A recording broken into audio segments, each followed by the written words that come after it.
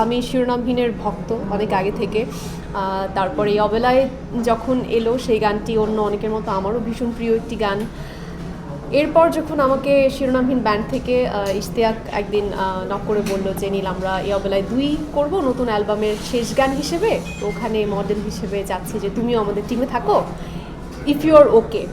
So আমি শুনে ভীষণ খুশি হয়েছি যে ওরা আমাকে এটার জন্য ভেবেছে, এবং আমি বললাম যে অবশ্যই, মানে এটা ভাবনার কোনো জায়গাই নেই, আমি অবশ্যই করবো, জাস্ট প্ল্যান জানিও কি হচ্ছে কোথায় হচ্ছে। অনেক বেশি কিছু আর আস করিনি, শুধু জানতাম থাইল্যান্ডে হবে, শিরোনামহীন টিম থাকবে, আর 2জন সিনেমাটোগ্রাফার থাকবে আর আমি থাকবো। তো আমার কাছে আরও বেশি ভালো লাগলো যে গতানুগতিক প্রোডাকশন হাউস না, গতানুগতিক শুটিং এক্সপিরিয়েন্স না, একদম অন্যরকম একটা শুটিং এক্সপিরিয়েন্স হবে যেখানে পুরো কাজ শিরোনামহীন টিমটাই করবে।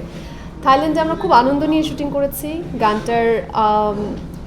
গানটাকে নিয়ে আমরা বেশ আগে বসেছি, শুনেছি, সবার ভাবনাগুলো শুনেছি, জিয়া ভাই, শাকিব ভাই, সবার সাথে আমরা বসেছি, কি ভাবনা, এই গানটার পেছনের গল্পটা ঠিক কী ভাবছে, কী ইমোশন ক্যারি করছে, থাইল্যান্ডে আমাদের ঠিক কী পরিকল্পনা আছে।